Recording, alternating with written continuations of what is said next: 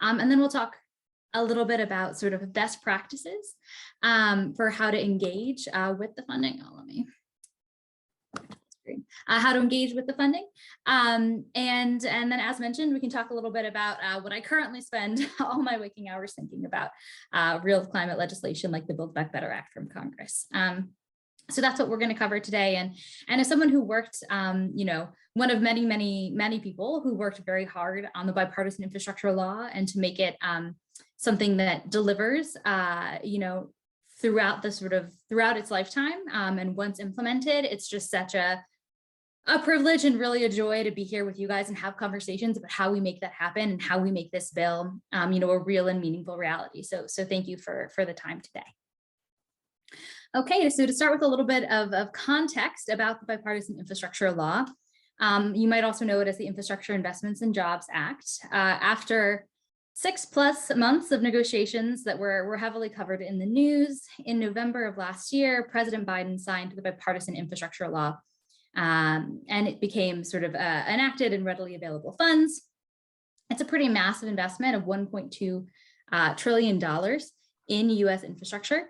And that's sort of only one component of what makes it really exciting. I think, you could call it a historic bill for a couple of reasons, but part of what I find so exciting about the legislation is that it's really the first US infrastructure bill that's actually invested in climate smart infrastructure, that's really invested in the infrastructure that we need to reach sort of a net zero future that's going to still be relevant and a part of our communities at that point in time. So that means, yes, you think about transmission and building out the grid, but you think about it particularly in the context of how do we ensure resilience in the face of, increasingly frequent and strong climate change fueled extreme weather events? How do we think about a grid that is sort of flexible and well suited to renewable energy and integrate storage and components like that? So it's just one example of many of how this bill really digs into some of the climate angles of thinking about really a sort of future-proof infrastructure. And all in all, the Bipartisan Infrastructure Law includes more than $100 billion in climate relevant spending. So yes, that's not sort of sufficient to address the scale of the problem, but that is a really massive investment from the federal government in climate action. And this is money that's like quite, not always when we're talking with Congress, this is the case. This is real money that's available to go out the door right now and that is already rolling out. So there are already new programs and new spending opportunities resulting from this investment that are available, and there are substantial future opportunities expected to roll out through this year and into early 2023. And this is a 5-year infrastructure bill. So what we're talking about here is often the first cycle of funding for funding that will be available for years to come through 2026. And I think the other thing to keep in mind in terms of bill being a sort of historic and unique climate proposal is that it's about climate action, but it's also about other considerations. For example, equity. Equity is a sort of frequent feature in the text of the Bipartisan Infrastructure Law. We can see a real directing of spending towards communities that have been typically overpolluted and underserved. And so there's a focus on, for example, getting EV charging to rural communities, getting it to areas with a lot of multi-unit housing where it's not generally accessible, components like that. There's also, I think, a real focus in this bill on sort of spending that stretches from the federal government all the way to the community it impacts, often going through state and local government. So what we at WRI like to call climate federalism. And I think one of the big challenges that we'll see in making this bill as effective as it could be is the need for that sort of integrated effort to implement it well and to implement it in a way that's really climate smart from the federal government all the way down to the communities. And that's the role that we can all sort of play in really making this happen. With that context, I'm going to move through some sort of illustrative examples that I think can highlight the potential programs. Unfortunately, I can't cover all $100+ billion in this presentation, but I'll spotlight some that, after talking with Terry, I think might be of particular interest to the RCAT network. And I'm going to start by talking about opportunities to engage with this funding through partnerships with state and local governments. And that's because a lot of the funding that is available does run through those sort of structures. And so this is going to be one really important way of engaging with and maximizing the impact of bill funding. So the first partner I want to talk about is school districts, right? Schools are just an incredibly important part of our communities, and we think about them in terms of community resilience, voting, certainly, you know, an informative part of the next generation, but they're also just a critical part of our infrastructure broadly. And so the bipartisan infrastructure law does include a significant amount of investment in this particular space. And one example that's very near and dear to my heart is the Clean School Bus Program. So as you may or may not know, nearly 500,000 school buses are in use in the United States, and more than 20 million students ride on school buses to get to school every day. And 95% of those school buses run on diesel, and diesel is a carcinogen. It's been associated with poor respiratory problems, lung development issues, asthma, as well as cognitive impairment in students, including issues with attention and test score performance.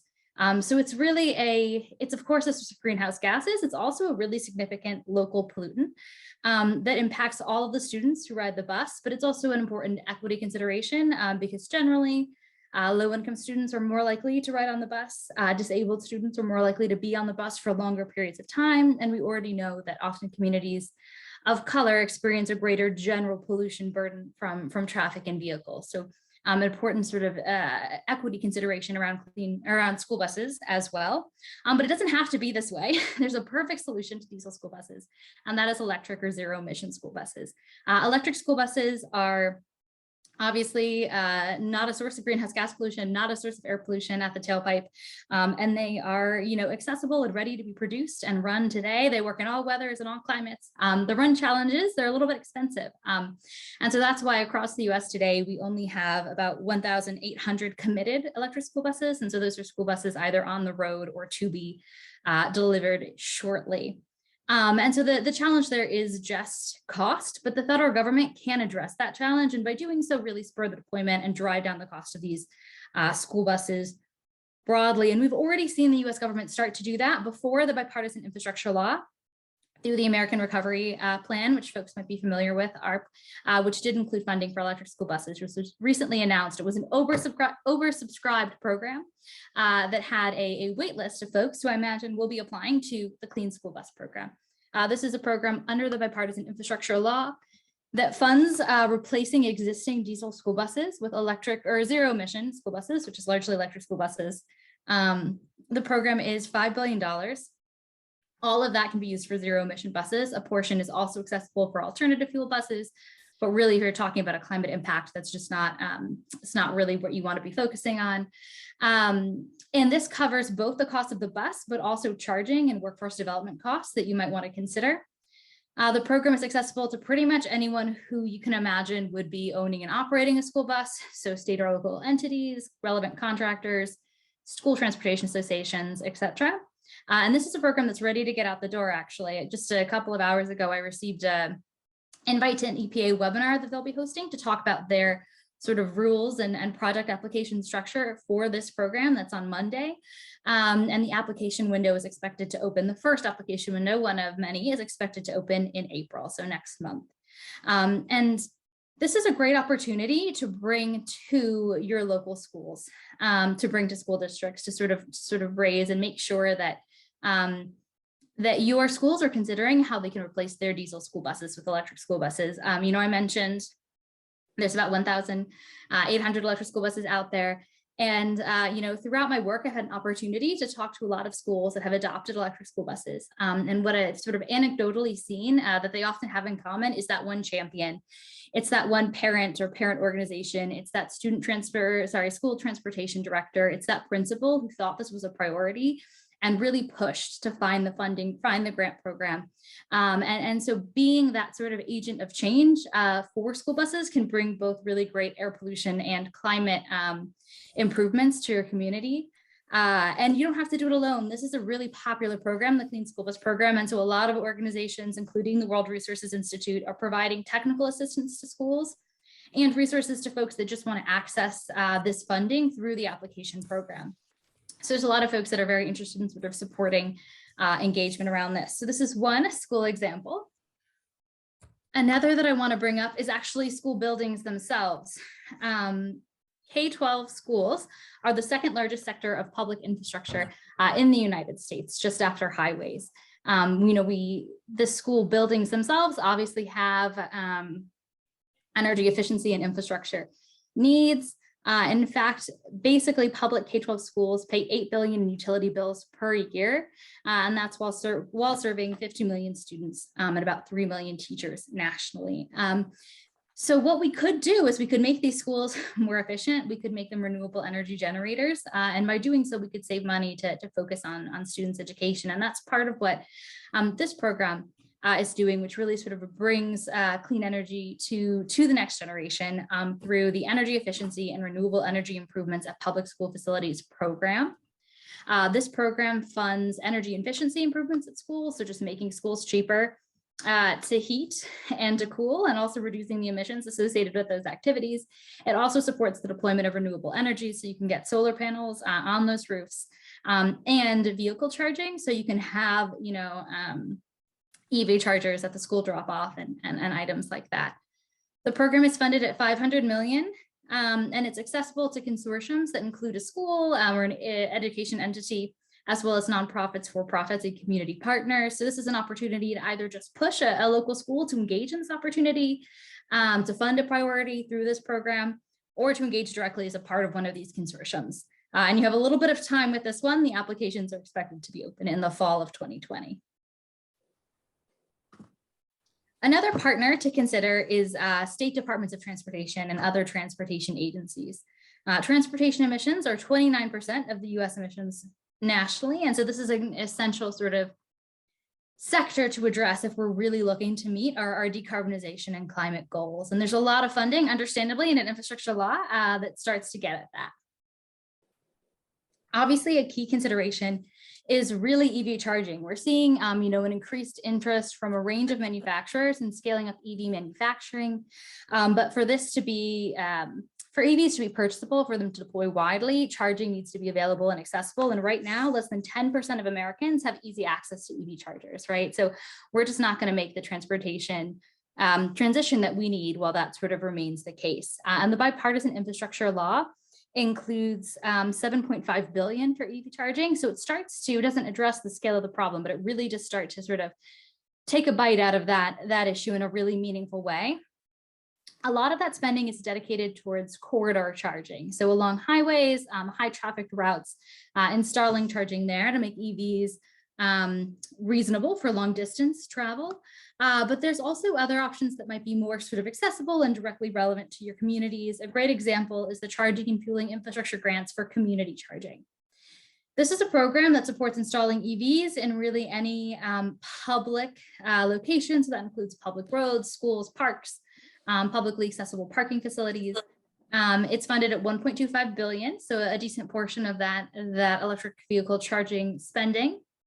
And it's accessible to, metropolitan planning organizations, states, local governments, et cetera. So if you have that, that parking garage, that site that you think EV charging would really make a difference, this is a great opportunity to take that to your metropolitan planning organization, your local transportation authority, and to talk to them about accessing this funding once it becomes available. And this opportunity is expected to open in 2022.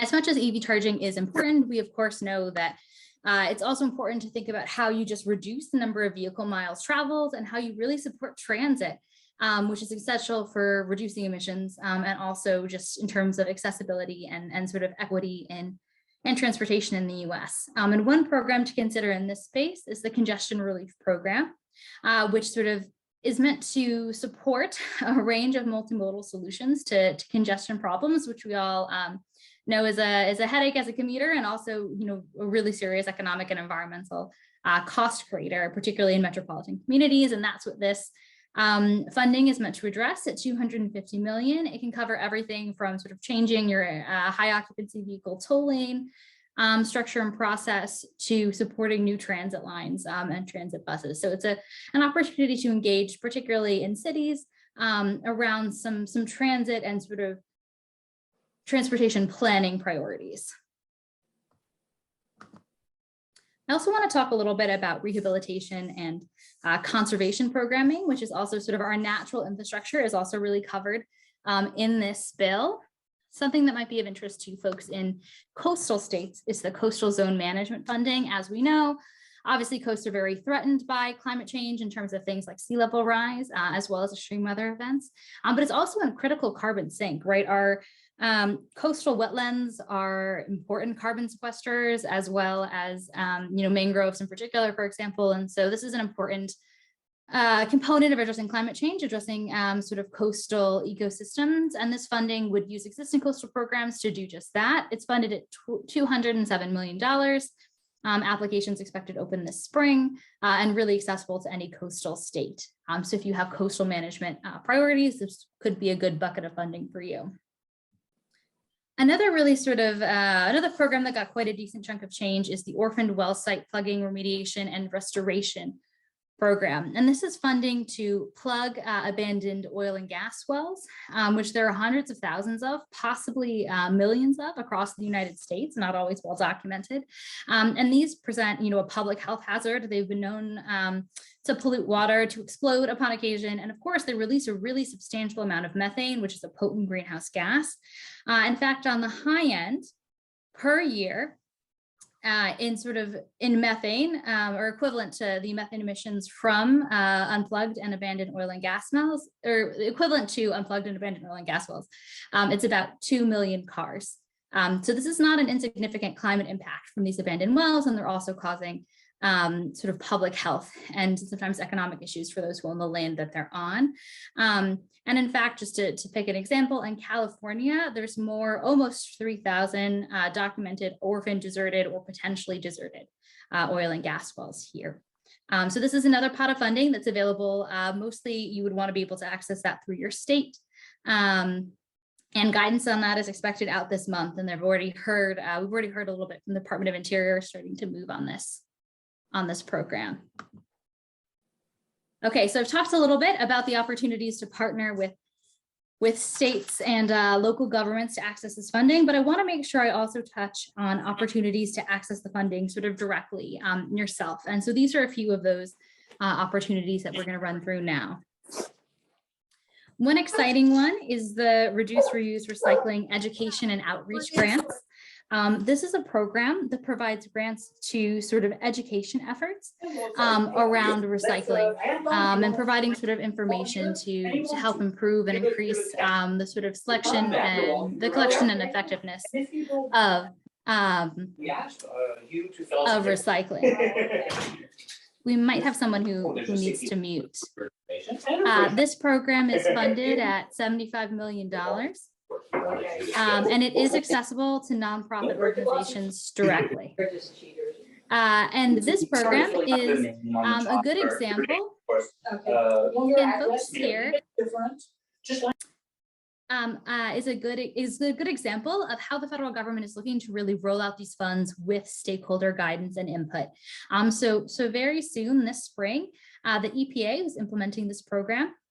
Is expected to start to do outreach to folks who might be interested in applying for this funding to get their input on what sort of programs they want to launch, what a effective application process might look like for them. And then by the end of the year, they'll have launched that application process. So it's an opportunity to engage and make sure they design a system that works for you, and then to apply for the funding, which is an exciting opportunity here.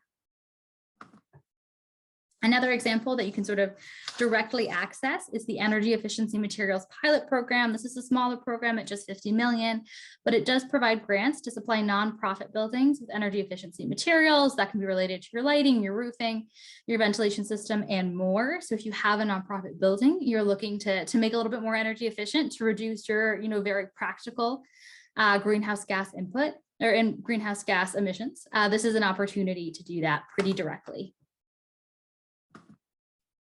And another opportunity on the natural side is habitat restoration. So the bill does include $491 million in sort of competitive grants for restoring marine, coastal ecosystems and habitats in ways that can both, of course, sequester carbon. Again, that's an important part of what our sort of coastal ecosystems provide, but also that provides economic benefits and protects coastal communities from flooding and storms, which we know climate change and sea level rise is exacerbating. And again, this is also open to nonprofit organizations. And the applications for this are expected to open in spring of 2022. So I've given you guys kind of a sample of what some programs might look like. And a lot of these, as you may have guessed by how I've sort of explained them, the government is building the plane as we fly it. We want to get this money out the door. Climate and infrastructure, these are urgent problems. We need to start moving now. But of course, some of these new programs in particular are still being stood up with guidance. And so I want to also make sure that I'm equipping folks to sort of see, to find other opportunities I might not have spotlighted here that are really aligned with your interests, and to engage throughout the process and as more rounds of funding are released and as we have updates on different sort of buckets of opportunities. And so we can certainly share these slides. You can also sort of look up some of these resources. But the first thing I would say is if you think there might be funding in bill for you, I would encourage you to go to the White House's Bipartisan Infrastructure Law Guidebook. It's just a great resource that lays out very clearly by sector what the funding opportunities are. There's more than 200 that I'm tracking on just the climate side of things. So a lot of opportunities that you can look at and consider and say, hey, are any of these relevant to my priorities? So that's a good way to just start to understand what funding is out there beyond what I've described to you today. And then when you do find funding opportunities that might be a good fit, you want to dig into a little bit into, well, what does this program prioritize? For example, I mentioned the community charging funding. A lot of the EV charging funding is really prioritizing rural communities, low-income communities with a high rate of multi-unit dwellings, for example, where we know there are particularly acute issues with access to EV charging. So you can think about how competitive will I be for this pot of funding? Or will my community be for this pot of funding? And how can I make, so some of those are, just geographical or demographic, but how can I make myself most competitive? So the electric school bus program has a number of categories on which it sort of prioritizes applications, and some are related to location and community demographics, but some are related to leveraging other sources of funding to reduce the cost of the bus that the federal government has to cover. So how can you identify opportunities to do that, have a competitive application? So that's one thing to think about. I would also encourage you, that's not a small lift thinking about those sort of things. So to look for resources that are already out there from the federal government, from nonprofits, related to how to access this funds, sort of technical assistance on these priorities, how to design your program, and also sometimes funding to do that is provided for different sorts of priorities. So that's something to consider as well. These agencies really want and seek input. And so you should be reaching out when you can to the agency that's running a program that you're interested in to get in touch with them and really talk about the opportunity and the thoughts that you sort of have on that. And you should also, feel free to reach out to other organizations that you see might be working on this. Terry has my contact information, and I'm always happy to talk bipartisan infrastructure law. So I'm happy to help you get started in that regard. So would just really encourage you to take advantage of those resources that are out there and that are also being published, more and more every day. So that's sort of a little bit of the tips and tricks of thinking about the bipartisan infrastructure law. It's a little bit of a watching new guidance game right now as things roll out. This first cycle of funding for a lot of programs will be that way. And I think it's important to remember for the vast majority of these programs, if you don't happen to get in on the first year of funding, there are future opportunities. And so you can learn from sort of how that first round of applications goes and sort of continue on with engagement. So that's it for me on the bipartisan infrastructure law. I do want to take a minute, though, to talk about what additional future climate spending might look like. The bipartisan infrastructure law is really a win on climate. And I think it provides critical funding to do work and for groups like Rotarians to really be making progress on climate. But it's just not the scale of spending that's going to get us where we need to go in terms of clean energy deployment, EV deployment, carbon removal deployment, in terms of what we need to get done to meet our very ambitious climate targets that are really sort of the reality for managing the worst impacts of climate change. But right now we have a sort of a small window for political opportunity this sort of late winter, spring through summer to really make something happen in Congress. Congress has an opportunity with sort of its current political makeup to pass decade-defining climate legislation through what we call the budget reconciliation process, which is something that would allow Democrats to pass a bill through the Senate with 50 votes. Right now, it's unclear if Congress is going to be able to capitalize on this opportunity.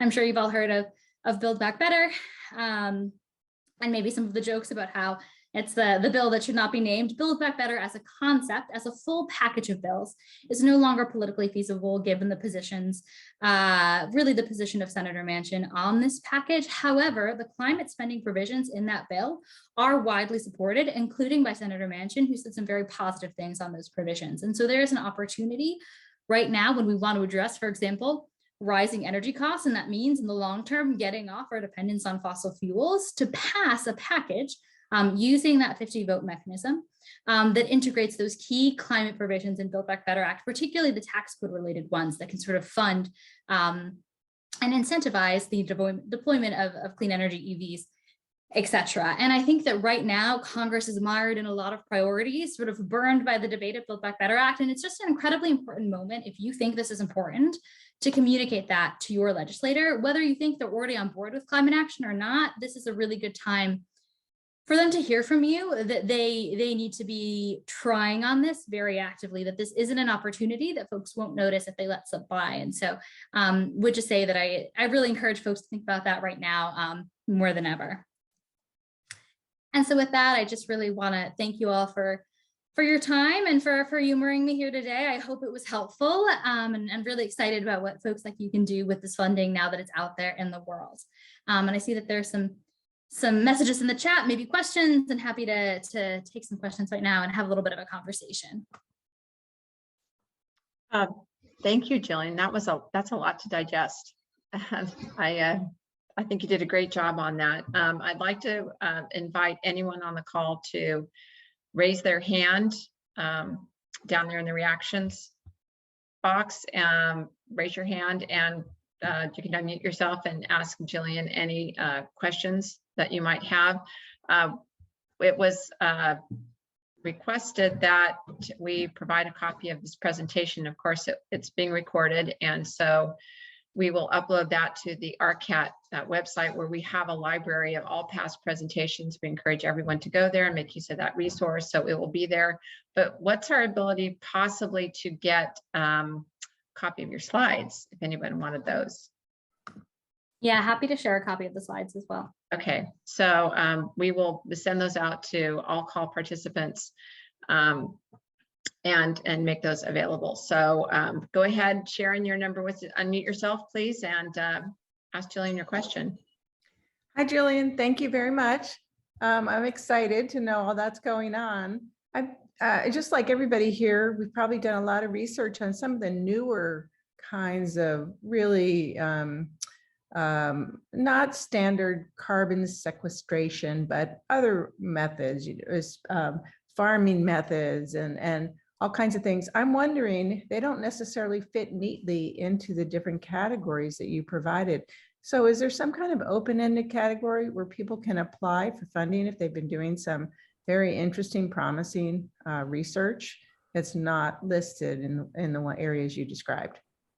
Yeah, absolutely. And I only described a small assortment of the spending in this package. So I assure you it's not comprehensive, and there's more opportunities. And something that's great about Bill actually is that it does invest in innovation. And that's true in sort of the agriculture space, the forestry space, and the energy space with DOE and sort of new technology development. So I would say that there are definitely some funding opportunities that you could dig into there. Thank you.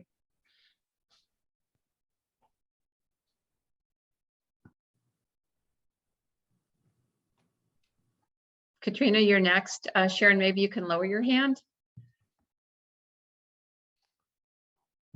Great, thank you so much, Jillian. Really appreciated this. And thank you, RCAT, for putting this together. Really super beneficial. And it touches on so many different communities and programs. I was wondering, Jillian, if you could go back to the coastal climate slide. I wanted to get a screenshot of that. I think you'll be sending out this presentation so we can follow up on it a little bit more. But I just wanted to maybe dive a little bit more into the coastal climate pieces that we might be able to find some funding opportunities through, and what all is applicable through that. Yeah, absolutely. So yeah, thank you. I'm glad it was helpful. Oh, gone back.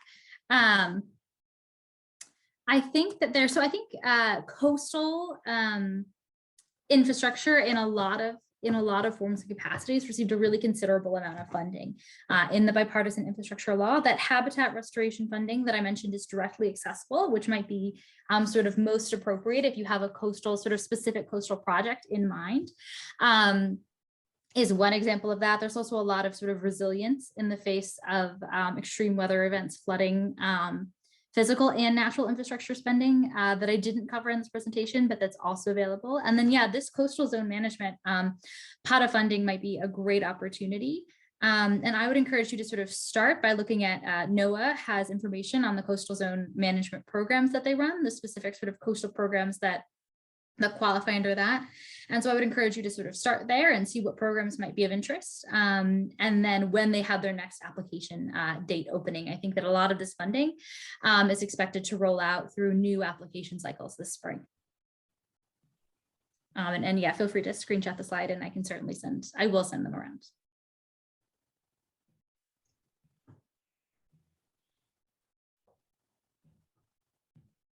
Next.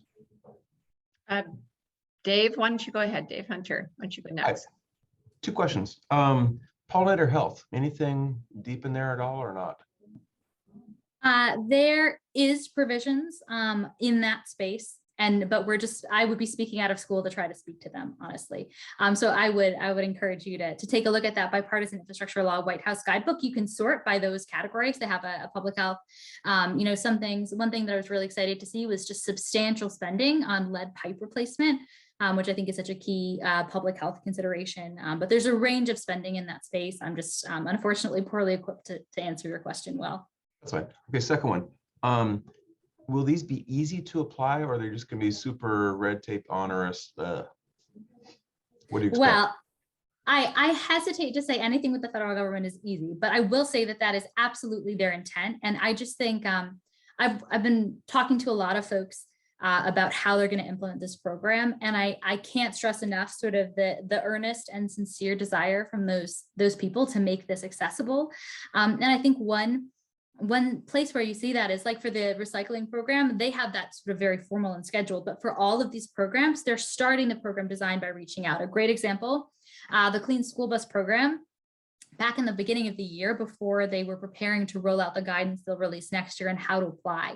They did sort of a number of webinars, listening sessions, outreaches to schools that already have electric school buses, that want electric school buses, to talk about what do you need out of a program for it to be something that as a school district whose time is already quite burdened and resources are already quite burdened to make this accessible. So I would say, it's not always easy accessing federal funding, so I definitely sympathize with that question and concern, but I truly believe that this, I'll say maybe it'll be the most accessible federal funding yet. And will there be a long review period or I guess we'll just learn that process later on? So and it will vary a little bit by program, but the goal, and this is the goal for multiple agencies and also from the White House, is to get this spending out now. So for clean school buses, for example, we would hope to see them on the road by early next year.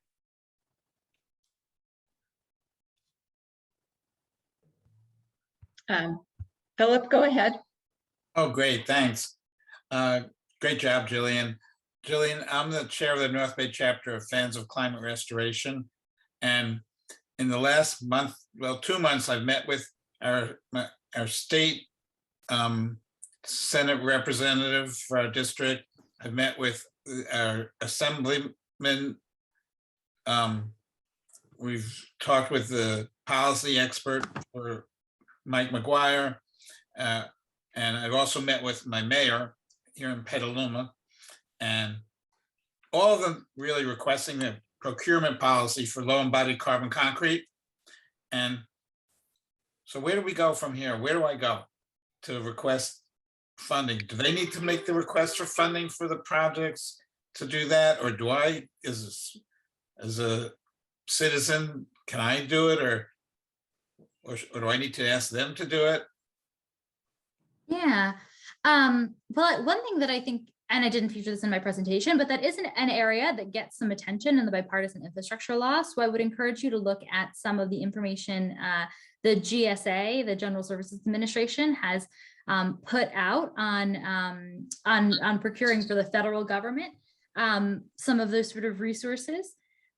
In terms of a procurement standard that could be set at the federal level, but to my knowledge, that's not moving forward right now. But a lot of states can work and move on that. So I'd be happy to connect with you, offline on maybe more specifics of your situation and the details of what you're looking for.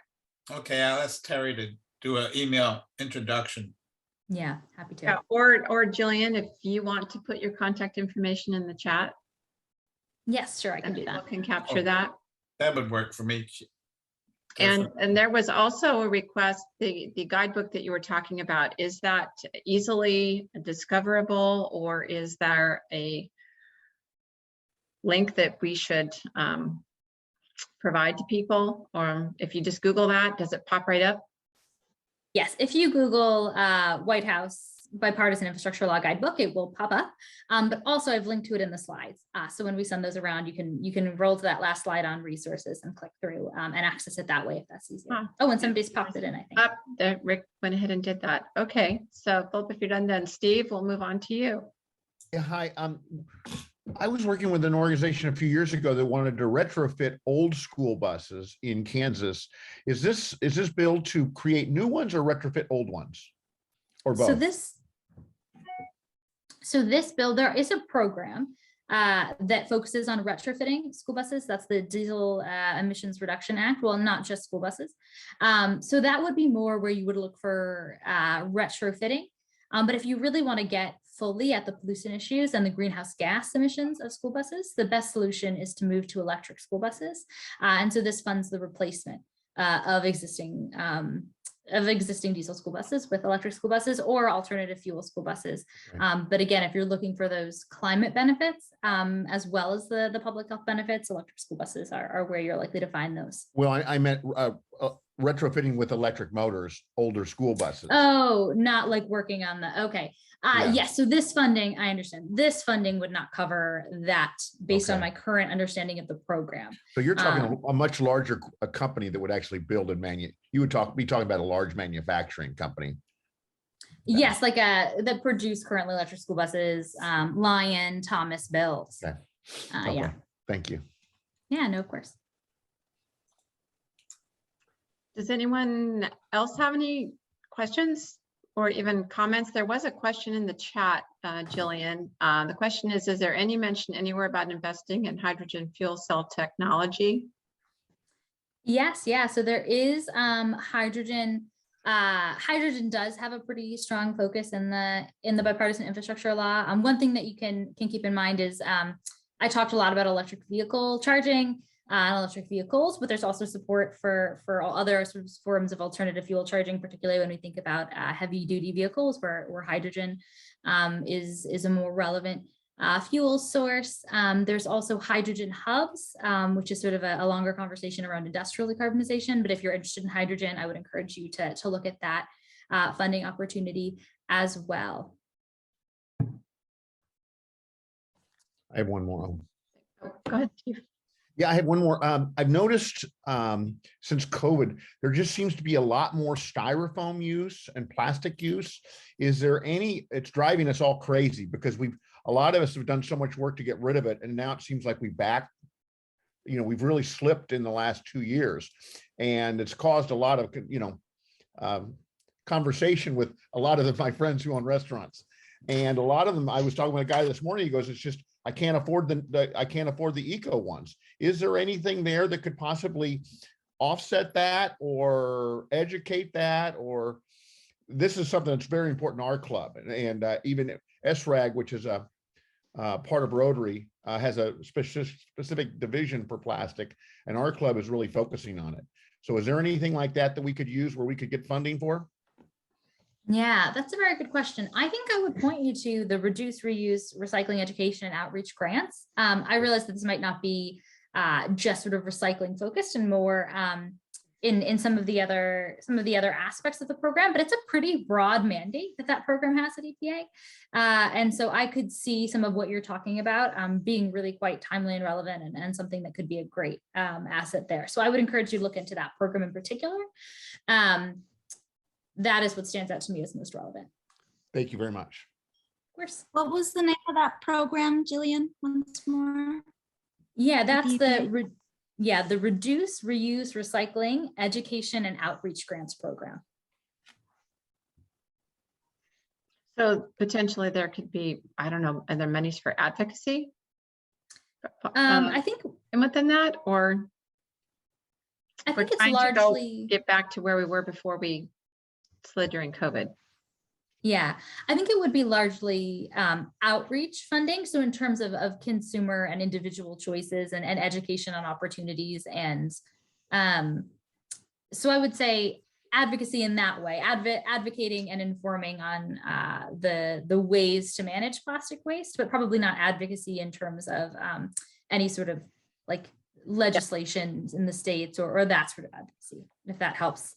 I will have to see as guidance rolls out for that one. So guidance is expected in, check my notes, but I think later this year for that one. Okay, all right, Jeff, you're up. Julian, one of the things that has fascinated me about Rotary is that there are 32,000 clubs worldwide, 1.5 million people. And it seems to me it might be worth a federal investment of funds to enhance the connection. As I listen, I'm finding this struggle. And some people really know how to go about writing proposals. I worked at SRI for a long time, so I'm reasonably familiar with that. But it's a fairly constrained process. And I'm wondering, what advice would you have to those in Rotary who are interested in seeing these funds well used to build community awareness in addressing many things? Not necessarily infrastructure, but it is also, it's communication infrastructure. It's things that allow us to communicate with each other, to web and to network. And I keep thinking that Rotary clubs ought to be able to have a network, technologically supported network that is not just your Zoom call, but actually has a lot of other stuff going on. So if anything you've seen that we could take away from this call, any ideas you have would be much appreciated. And if you think of some afterwards, if you could get them to Terry, who's a really key person, or to John Mathers, then that will help that get out. But anyway, blah, blah, blah. But I'd be really interested in your thoughts on how we might go about being more effective. Yeah, that's a great question. And I will think on it and maybe circle back with Terry as I sort of think about it more. But as I was one of many people, as I said, who worked really hard to get the Bipartisan Infrastructure Law passed in a way that I thought was productive on climate. And I was, thrilled when it was signed. And then all of a sudden I was like, how do we spend this? How do we spend this well? How do we make sure it actually delivers, right? We've done this great thing and we've all patted each other on the back and huzzah, but how do we make sure that this really means something? And one of the things that I've thought about a lot is just the challenges of making people even aware of the funding opportunities, let alone the challenges of communicating how to apply in a way that appeases the federal government's many quirks and nuances. And so those connections and how we make them, I really think that that's going to define the success of this bill. And so I very much empathize and think a lot about that question. I don't know that I have an answer right now. I think something that I was pleased to see in the Bipartisan Infrastructure Law that I would encourage folks to take advantage of is that a lot of programs do have funding related to supporting applications and supporting groups and being able to engage. For example, I believe that was a part of the Clean School Bus program, and that's how they funded the webinars, the community outreach, the sort of training sessions that they will have in the future, hopefully, on how to submit an application, components like that. It doesn't solve the problem, but I do think it helps make information and processes more accessible. But it's a great concern, and I will think on it and see if I can get you something more tangible. I have something very tangible just to complete the Sure. thought. I think it'd be really helpful if you sent to Terry and John, who can get it out to the rest of us, a short packet. I realize this is a bill thing that is like this, but something that says this is happening, you ought to know about it, and here's what's going on, and get people within the Rotary clubs beginning to think, okay, oh, I didn't know about it. Most of them won't. I will bet 95% of people in Rotaries will not know anything about this until the day I was in the same position. So thank you very much for coming. But if you could get something to Terry that's kind of, this could be sent out, or here's I like, how do you put that book out and said, here's a whole set of stuff. Just getting that to Terry, and Terry can, if you could get that out to people, I think that could be incredibly important, saying, these are places where if you hit the button, it'll take you to a good place. That's kind of what I'm looking for with a little, not to put too much work on you, but maybe get some other people to do it too. So Jeff, these are good thoughts. I will mention that we are working with Global Climate Pledge, and the folks over there, they're our partners in this effort to promote concern awareness action and projects. Then we're developing things called toolkits. And I'm not sure if you're familiar with these. They are on Global Climate Pledge. If you haven't taken the pledge, you should go there. They have toolkits, and we are building these things, which are step-by-step processes that let people execute projects. So, and not everyone has to reinvent the wheel every time they want to do something. It's possible that we could build some toolkits around some of the things that Jillian has talked about in this presentation and make them available so that it's clear where you go to and who you can talk to and get more information, and maybe even it's a streamlined process of applying. So Jillian, you mentioned that there was maybe some technical support resources within WRI. Maybe you could sort of let us know what those are and who those are targeted towards. Yeah, so I think particularly when we discuss that, it's in the context of the electric school bus initiative, where I think we maybe have the most to offer to the network. But WRI has an electric school bus initiative that is working very hard around the clean school bus program. And a big part of the purpose of the entire effort is to provide technical assistance to communities and to schools in terms of deciding what sort of a school bus is right for you, how you would get the charging installed, like very practical sort of process of procurement, as well as applications to the government. So we've already connected with a range of school districts, and we're happy to connect with all of you. So if you want to talk about bringing electric school buses to your community, you have my email, and let me know, and I'll put you in touch with the right folks there who can provide some of that, just that technical assistance on, well, these are the things to consider. Step one, what do you have in terms of X, Y, and Z? Here are some funding options for you where you are locally. This is the other electric school bus in your state, so you can get your student transportation director in touch with the student transportation director for that school, things like that. And we're happy to serve that purpose. So please do reach out if that's of interest. Terry, final thought. Each Rotary needs 4 or 5 people who serve as a receiving team that can bring ideas like this and spread it out. And I would hope that you guys could take that on and say, we want to identify 4 to 5 people at each club that's a receiving team that can pull this stuff in, spread it around, make people aware of it. Great idea. Yeah, that's a great goal to have. So yeah, I think the receiving team notion is something, otherwise it just gets caught, but it never spreads out into the Rotary Club. And if you can begin to say, these people are catching it and they're going to spread it out, that would be extremely powerful, I think. Yeah, if I can piggyback with anyone else, rather all 30 of us trying to do the same learning curve, what a waste of resources. Brain dump it so it, what one learns, we all kind of learn, would be nice. Okay, Sharon, you're up again. Jeff, thank you. Yeah. Very, very briefly. I used to work for the city of Visalia, and I wrote a lot of grants when I was there. And I'm kind of assuming that you guys are contacting all the agencies and cities and things like that, because I would always get notified about grants. So is that one of the ways that you are putting it out? I think the federal government in particular is incredibly involved in that. They have, the White House has a whole team focused on working with states and then through states with cities to keep them aware of these funding opportunities. The guidebook is a part of that effort, actually. It's really, the guidebook's very much targeted at that audience. So yes, absolutely. Not personally, but there are folks working on that, and particularly WRI does do a range of work at the city level and are certainly flagging these opportunities for those folks as we work with them as well. And then also just to follow up on that quickly, as an individual or as a Rotarian, which is a group, oftentimes you need to partner with a government agency to apply for money to get the grant. So just to put out that you would agree with that, correct, Jillian? Yeah, a lot of the funding, and that's what I tried to highlight with the first sort of portion of the presentation, is there is some funding that is directly available But absolutely a lot of the funding is going to run through cities, states, local governments. And so that is a great way to access that funding is in partnership. Great. Thank you. Don?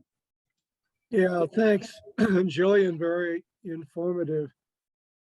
Do you know if states or other governmental entities, municipal governments, county governments, are piggybacking on this bill with additional funds or additional a push toward the implementation of some of these concepts in their states? Particularly, I'm from Colorado. I would think that a blue state like Colorado might jump on this with a great alacrity and enthusiasm.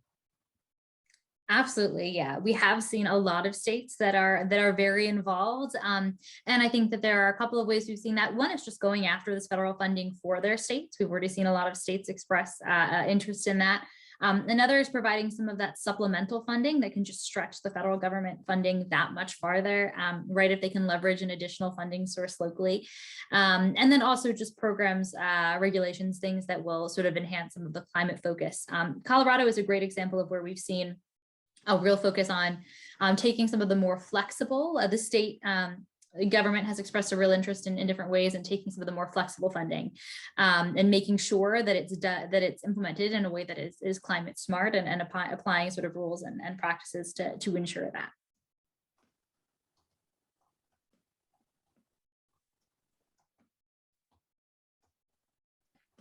I think we're about at the end of our allotted hour. So Jillian, we want to thank you again very much for being part of our RCAT forum program.